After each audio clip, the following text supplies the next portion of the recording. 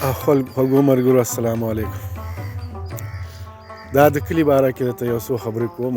دا وګورئ جمعي موسم شروع دی.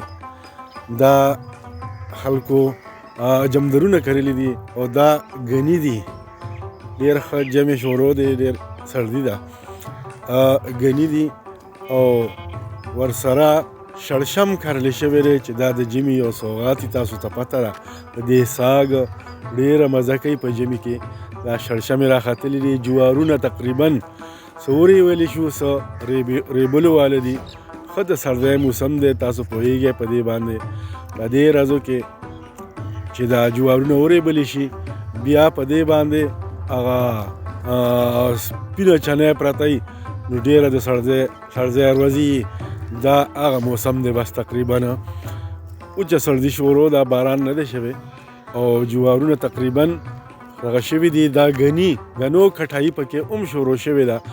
ځای په ځای پکې ګاڼی شروع دي او څوک ګني د کر دپاره کټایي شروع ده.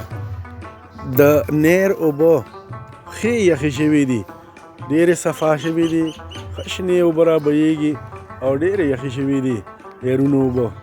او اوږه کرلې شوې ده.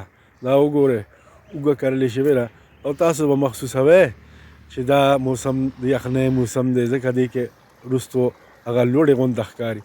او بل دا د الوګانو فصل تقریبا تیارېدو واله دی. هفته نیمه کې الوګانو دا